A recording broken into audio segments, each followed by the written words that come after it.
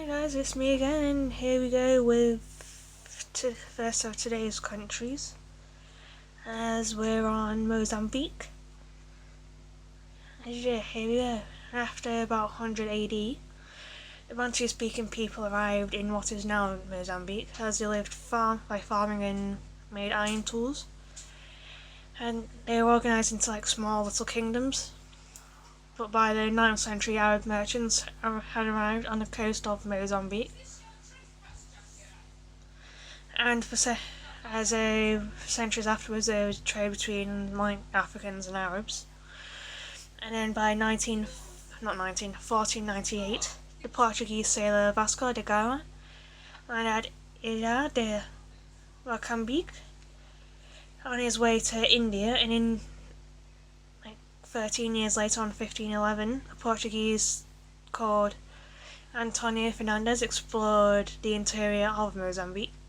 And during the 16th century, the Portuguese established a trading post along the coast of Mozambique, as they took over some of the land and divided it into larger estates called prazos.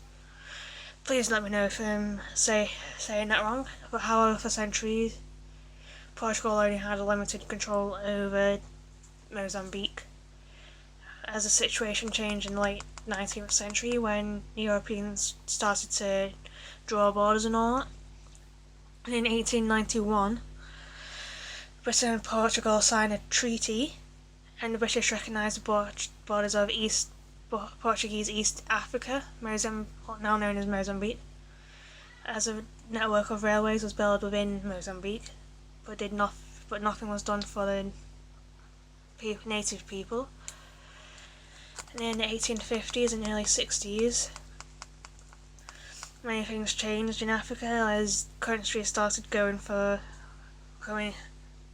working towards their own independence, and Mozambique was no different. In 1962, the Mozambique Liberation Front, or Frelimo, was founded. However, the Portuguese returned to hang on to their African colonies. In 1964, the Frelimo began an armed struggle as the war went on for 10 years, as Portuguese gradually lost ground. Meanwhile, and they finally left, and Mozambique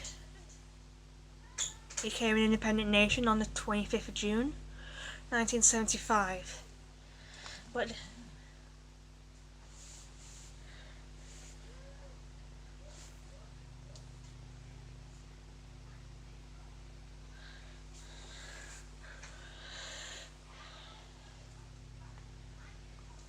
however, the new government in Mozambique adopted socialist policies which left the country in poverty pretty much.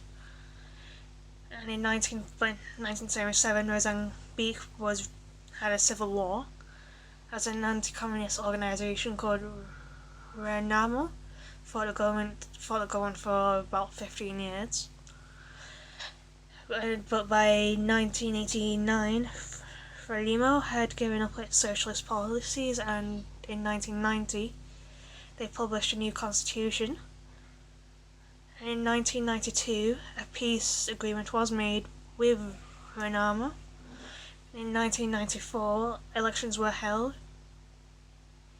as the country has since recovered and is developing quite fast.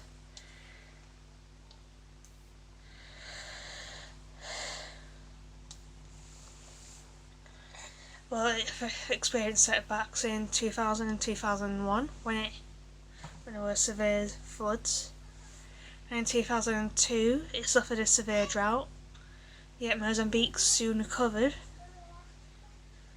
and it can still be considered poor today, but the economy is growing, as is potential in tourism and all, and the population is about 28 million. And as Mozambique is a multilingual state with numerous Bantu languages spoken along with Portuguese, Ethnologue identifies a total of 43 languages used across Mozambique, as most from the country are fluent in a couple of languages, as some of the languages kind of use loan words from Portuguese or are Portuguese in origin, and 50% of the population speak Portuguese. That's from 1498 to 1975. The region that is now Mozambique was called Portuguese Mozambique, as long-term use of Portuguese made Mozambique keep the language after gaining self.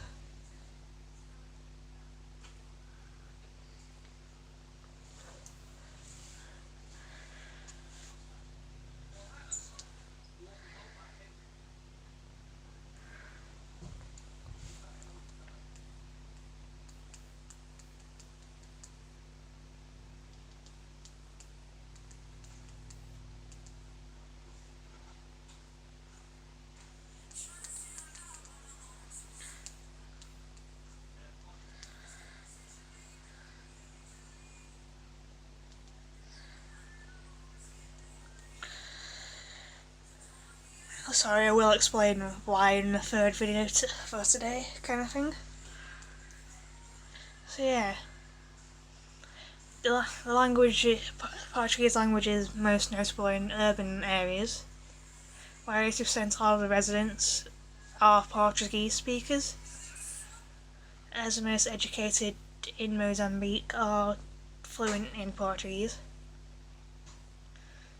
And yeah, it's a bit like Angola yesterday, it's got its own dialect and all that and languages, and it's called Mozambican Portuguese, as it may allow many within the country to interact regardless of ethnicity. And yeah.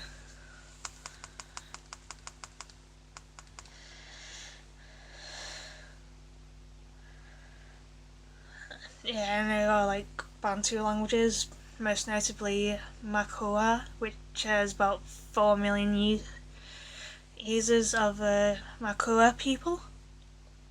And it's kind of go over in the north of Mozambique, in the Zambezi River and the Nampula province, where they are more predominantly Makua.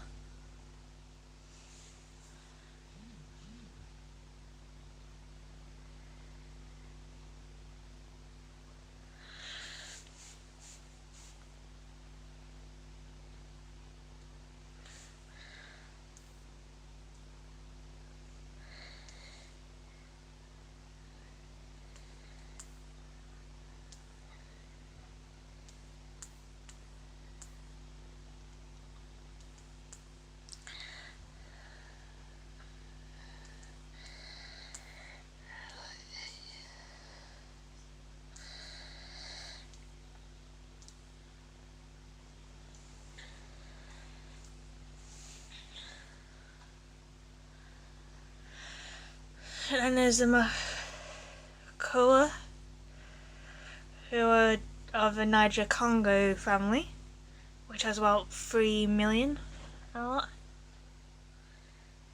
among many other smaller dialects and all that. And then there's also Mozambican Sign Language, used by the deaf community as a primary language, which isn't exactly founded on Portuguese or American Sign Language, and the origin isn't really noted.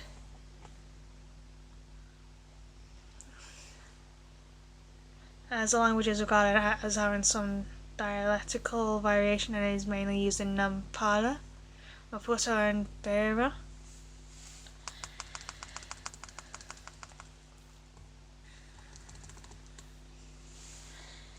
And yeah, moving on to legends finally.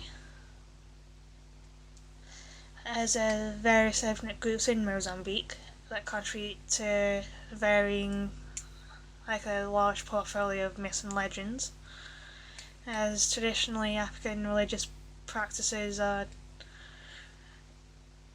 plus a great emphasis on the ancestors, and the long-standing use of storytelling to preserve history has resulted in a wealth of folk traditions and stories. There's one such legend from the Makonde people, demonstrating the importance of folklore, as the Makonde, who live in northern Mozambique and southern Tanzania, believe that they are descended from one man who lived alone with a wild pig in the forest.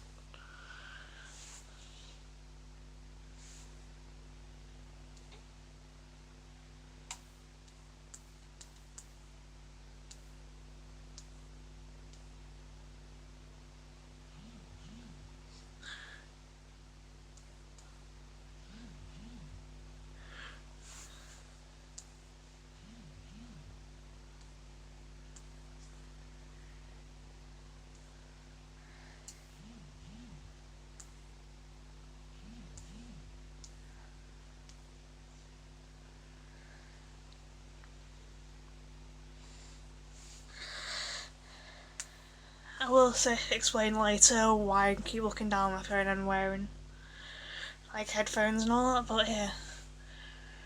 Moving on back onto the Makonde, as the Makonde who lived in northern Mozambique and southern Tanzania, believed to be descended from one man who lived alone like a wild pig with a in the forest, and the man wanted to have a family, so he carved a wife out of wood and eventually had children.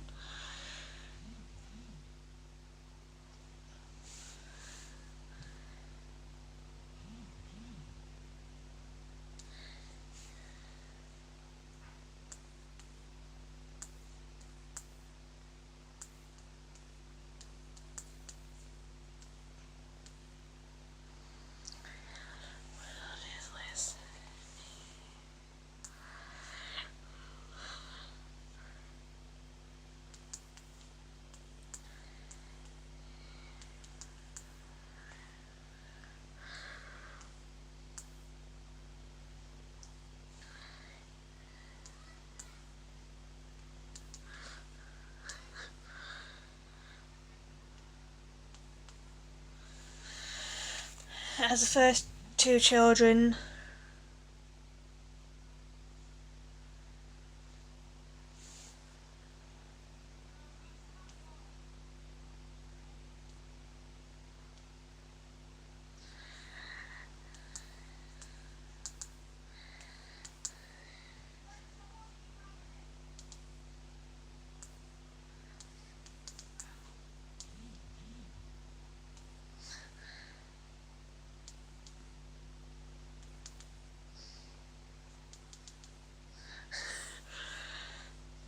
As his first two children were born near a river and both died, as the third was born on a plateau and survived, as this was taken as a sign that the Makonde should live on higher ground, as the Makonde are world famous for their wood carvings, both human figures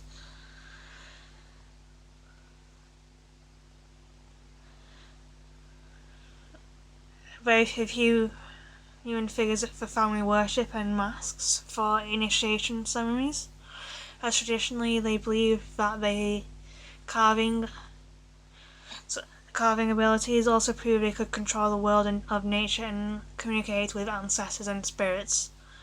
So yeah, that is Mozambique for you, and I'll see you later, very shortly. So bye for now.